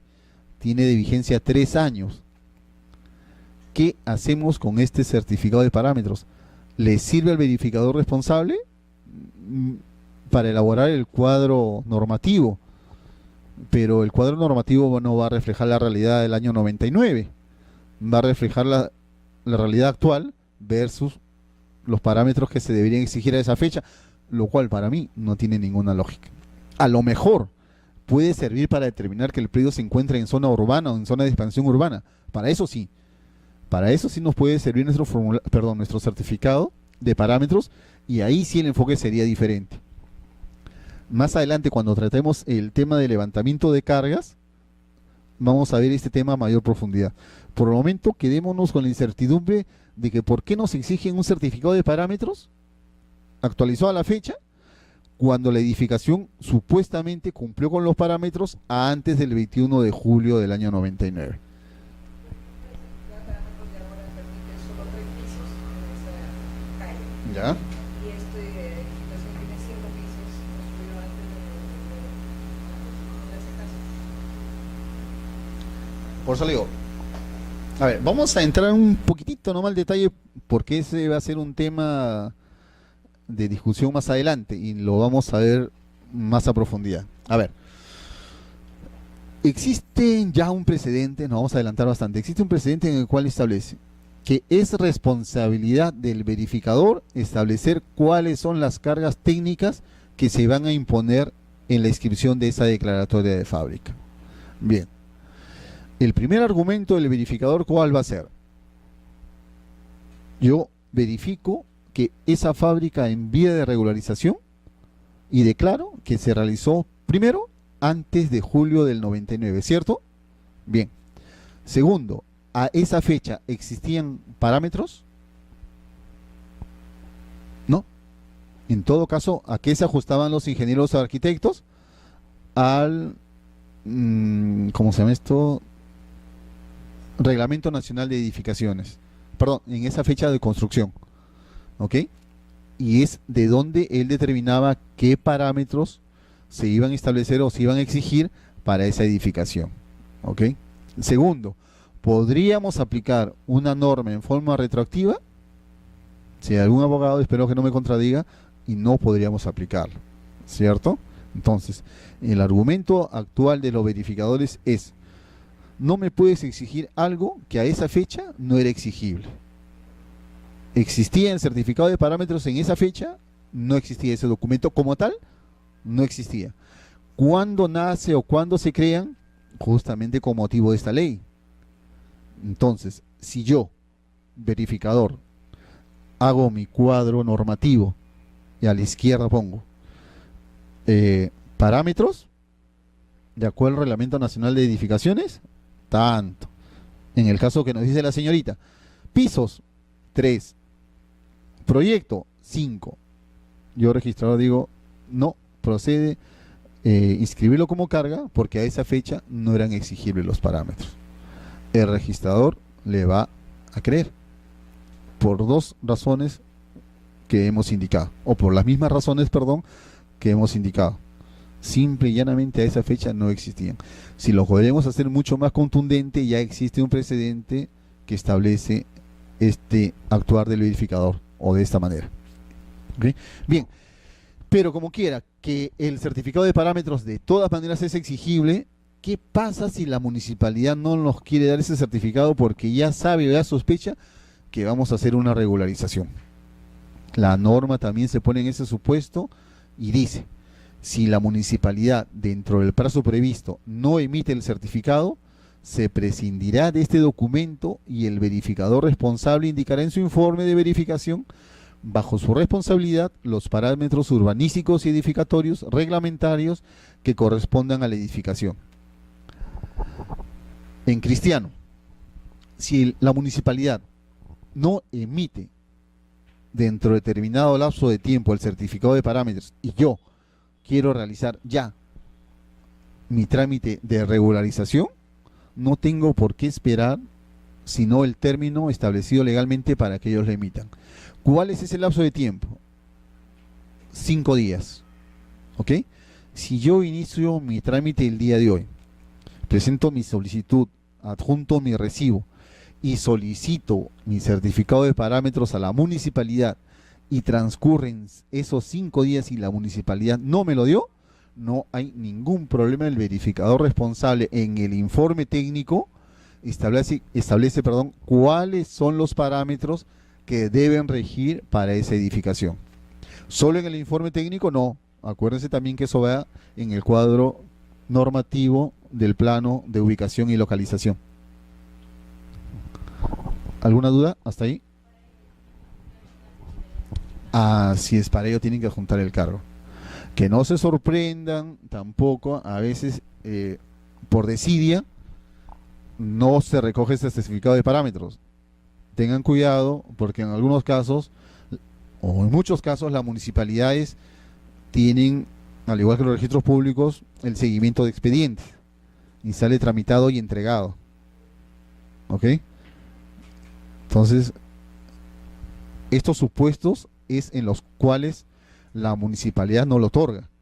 Si la municipalidad no lo otorga, podemos hacer uso de este trámite que la norma nos ampara. ¿Ok? Es decir, no presentamos certificado de parámetros y presentamos la solicitud y el recibo de pago. Les reitero, las municipalidades o muchas municipalidades tienen también en sus páginas colgados los números de expedientes y los trámites que se siguen. En más de una ocasión se llega a la conclusión de que el certificado fue tramitado y entregado. Es decir, el procedimiento administrativo respecto a ese trámite concluyó con la entrega del certificado. ¿Qué hace el registrador? Va a observar para que adjunte el certificado y no se va a amparar o sustentar en ese cargo simplemente. ¿Ok? ¿Qué otros documentos adjuntamos a nuestro FOR? Dice, plano de localización y ubicación conforme a las características señaladas en el inciso D del número 64.2 de este reglamento, debiendo indicarse en forma precisa los linderos y medidas perimétricas del terreno. De tratarse de un terreno de perímetro irregular o de dimensiones reducidas, se desarrollará en el mismo plano o en uno anexo, la poligonal a una escala mayor que permita la perfecta lectura de las medidas perimétricas. Para un profesional es un tema básico. Medidas, linderos y área. ¿Ok? Creo que aquí la norma no hay ninguna duda. Pero ustedes creerán que en algunas ocasiones nos presentan los planos de ubicación, solamente la manzana y el predio y nada más. Y la distancia a la esquina más próxima se olvidaron. Y la colindancia a la izquierda, derecha, fondo, frente se olvidaron. Y la medida también se olvidaron. ¿Qué es lo que pasa con el registrador? Termina siendo el malo de la película. Estos temas tan simples y sencillos como el miércoles a lo mejor ya veamos ya el tema de casos particulares, vamos a llegar a la conclusión de que por estos simples casos se observan títulos. No uno ni dos, sino varios. Es un tema bastante simple, pero que sin embargo acarrea una serie de observaciones. Bien, aparte del plano de localización y de ubicación, ¿qué otros documentos deberá presentar? Los planos de arquitectura o planos de distribución, ¿ok? Por pisos a la menor escala que permita su perfecta lectura, con los nombres de todos los ambientes exteriores e interiores, inclusive los secundarios como closets, despensa, depósitos, piscinas, canchas, etcétera, concordados con la memoria descriptiva del FOR. Bien. En más de una oportunidad, los ingenieros o los arquitectos indican que ellos redactan la memoria. Efectivamente, ellos redactan la memoria descriptiva del plano de distribución y eso nadie lo niega. ¿Ok? Y esta memoria supuestamente es la traducción de un gráfico del plano de distribución que nosotros a veces no comprendemos, ¿cierto? ¿Qué es entonces en sí la memoria descriptiva del plano de distribución? Es la lectura de todos los ambientes que él contiene. ¿Quién está obligado a firmar esta memoria descriptiva? ¿Quién creen ustedes? ¿Está obligado el verificador? Un pequeño punto a ustedes si hacen algún tipo de estos trámites. para ahorrar algunas certificaciones. El plano de distribución necesariamente lo tiene que firmar y certificar la firma el profesional que interviene o que lo elabora, ¿cierto? Pero ¿qué pasa con la memoria? ¿Se exige que la memoria sea suscrita por el verificador? Desde mi punto de vista, la norma no lo exige. No he encontrado todavía sustento legal en lo cual lo exija. El razonamiento es simple. Toda esta información, ¿dónde está? En el plano. Pero como nosotros no entendemos, es lo que el fundamento que pienso yo que rige, es como nosotros no sabemos leer estos gráficos, ¿qué es lo que hace el verificador? Lo traduce a un lenguaje simple y sencillo que nosotros sí entendemos. Y cuando lo estamos suscribiendo nosotros, propietarios o usuarios, estamos dando fe que hemos entendido o traducido este gráfico. Por tanto, esta memoria no va a ser necesario que sea suscrita y por ende ni firma certificada del verificador. En algún momento el ingeniero dijo, no, yo también lo firmo porque yo lo he hecho. Bueno, si quiere firmarlo, su pensamiento será más vale que sobren firmas a que falten, pero ya es un tema de él, no de exigencia de la norma. ¿Ok?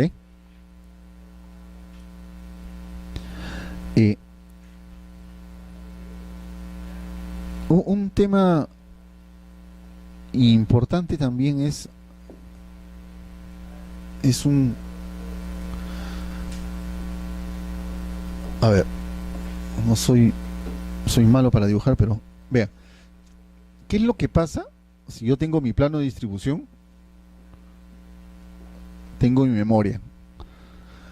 Supongamos que es lo de siempre, sala, comedor, 2 dormitorios, una sala de Star TV, jardín, no se me ocurren otras cosas. Bueno, balcón. ¿Ok? Resulta que en la memoria solamente pongo sala, comedor, un dormitorio, un Star TV y jardín. Me olvido del otro dormitorio y me olvido del balcón. Lo lógico es que estos documentos contengan la información en forma uniforme, ¿cierto? Pero solo supongamos en el hipotético caso de que se omitió o se obvió consignar algún elemento, no se preocupen porque el reglamento de inscripciones del registro de predio establece que cuando existe discrepancia entre la memoria y el plano de distribución, prevalecerá la información que contiene el plano de distribución. ¿Ok? Entonces nos tomamos la molestia, o el registrador en su momento se tomará la molestia.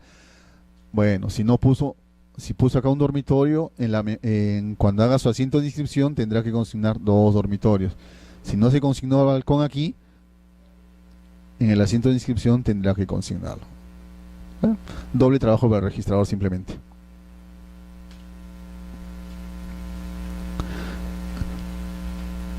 Bien. ¿Qué otra documentación tiene que adjuntar al FOR? Como habíamos indicado, de ser necesario, debería adjuntar también las constancias de verificación de los informes ad hoc. Ojo, no se olviden que también al FOR también se debe adjuntar el informe técnico de verificación. Ese documento es solamente suscrito por el verificador legal. No intervienen en ese documento los propietarios. El informe técnico, como su nombre lo dice, contiene información técnica. Primero, el dato del propietario. Y creo que lo he obviado, pero vamos a repetirlo. Contiene datos del propietario, datos del verificador, los datos físicos del predio, área, ¿ok? Medidas perimétricas, ¿ok? Si es que existe discrepancias entre las medidas inscritas y las medidas reales. De suceder así, en la próxima sesión, ya nos va a ganar el tiempo, en la próxima sesión vamos a ver que hay 2 opciones, ¿ok? Ya eso lo vamos a ver con calma. Por el momento grabémonos que van el área, medidas perimétricas, ¿ok? Y las observaciones que él considera que se deberán inscribir como carga. Eso es lo que contiene el informe técnico. La última parte dice: los planos y el informe técnico de verificación deberán ser firmados y sellados por él o los verificadores. Ok. En esta regularización, ¿solamente nosotros podemos inscribir una fábrica nueva? ¿Qué opinan ustedes? No, definitivamente que no. La norma nos ampara también a poder inscribir bajo estos parámetros las remodelaciones, ampliaciones, modificaciones o reparación, dice la norma. A la fecha no he conocido ninguna reparación que se haya inscrito como acto, pero la norma también lo contempla. Dice: para la regularización de las declaratorias de fábrica correspondientes a edificaciones derivadas de obras de remodelación, ampliación, modificación o reparación, se presentarán los documentos exigidos en el artículo 25 y 26 del presente reglamento. En estos casos, los planos de arquitectura que se refiere al inciso D del artículo 25 se desdoblarán en dos. Uno, correspondiente a la fábrica inscrita, en el que se indicarán los elementos eliminados, y el otro, referido a la ampliación, modificación o remodelación efectuada. Yo pregunto, ¿para qué voy a presentar un plano de la fábrica inscrita? Si es en el registro. ¿No les parece? Para mí no tiene sentido, pero bueno, en la norma le exige así. Así que no les sorprenda que se presente o que se exija el plano de la fábrica inscrita. Tendría cierta lógica si ese plano el registrador no lo encuentra en el título archivado. Por la antigüedad muchas veces esos planos ya no existen, pero si existen no tendría razón de ser. Bien, no tenemos a la mano un plano Vea, normalmente el plano de ubicación y localización contiene el rubro de áreas techadas por cada nivel o por cada piso, ¿ok? Indica primer piso, área techada, vamos a decir 100 metros cuadrados. Segundo piso, área techada, 90 metros cuadrados. Tercer piso, área techada, otros 90 metros cuadrados. Aquí no va a haber ningún problema cuando la edificación es nueva. Pero ¿qué pasa cuando la edificación está sufriendo una ampliación o una modificación de la fábrica? Acá tenemos que agregar otro rubro más para consignar área ampliada, perdón, en orden. Área techada inscrita, ¿ok? Área techada modificada, si es el caso. Si hay una ampliación, otro rubro más, donde vamos a ingresar el área techada ampliada. Si hay demolición, otro rubro más, en el cual vamos a consignar demolición parcial, si fuera el caso. Y al final, nuestro total. ¿Ok? Entonces, dependiendo de los actos que realicemos, van a incrementarse los rubros en nuestro plano de ubicación y localización. Es un tema básicamente del profesional, pero creo que vale la pena tomarlo en cuenta cuando presentemos nuestra fábrica. Tengan en cuenta que sucede, y más adelante ya lo vamos a ver, un tema bastante simple y sencillo. ¿Qué es lo que nosotros hacemos antes de presentar nuestro título de declaratoria de fábrica en vía de regularización? Cuando nosotros, queremos comprar una casa, ¿qué es lo primero que hacemos? Por un tema de seguridad. ¿Perdón? Claro, ver si está inscrito o no está inscrito y si la persona que nos está vendiendo es realmente el propietario, ¿cierto? ¿Qué significa eso? Materialmente es el estudio de la partida registral. Igual sucede con nuestra fábrica.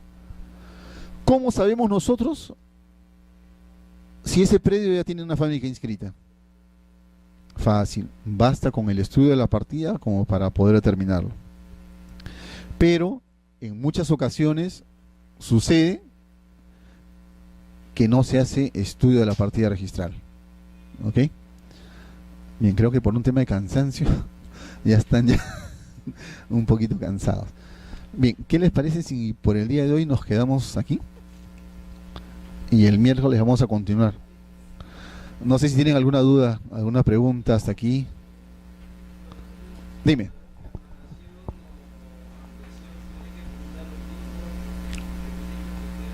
Ah, sí, son los mismos documentos. Los mismos documentos. Perdón, perdón. Así es. Claro. El FOR va a ser el mismo. Voy a tratar de traer la próxima semana, que sean unos 4 o 5 para que se los puedan pasar los FOR. Vean, en el FOR tiene varias opciones. Fábrica nueva, ampliación, modificación, demolición parcial, demolición total. No sean malitos cuando uno está hablando, no sean malitos. Ahorita nos vamos para absorber la consulta del joven. Entonces, ahí nosotros marcamos los rubros y en base a eso el registrador califica. ¿Ok? Si yo le digo fábrica nueva, quiere decir que como antecedente registral no hay ninguna fábrica inscrita. Pero a veces nos damos con la sorpresa de que sí hay fábrica inscrita y que lo apropiado no es una fábrica nueva, sino una modificación, ampliación o remodelación. Y en ese supuesto, lo que va a variar en realidad va a ser la documentación técnica, el plano de ubicación y el plano de distribución. Ya los requisitos son los que estamos indicando. Pero el foro básicamente lo que va a variar es marcar el acto que corresponde. Nada más. Lo demás sigue igual. Claro, con mayor razón todavía, porque ten en cuenta que si estoy remodelando lo que antes fue sala, ahora va a ser a lo mejor un dormitorio, o un garaje, o un jardín.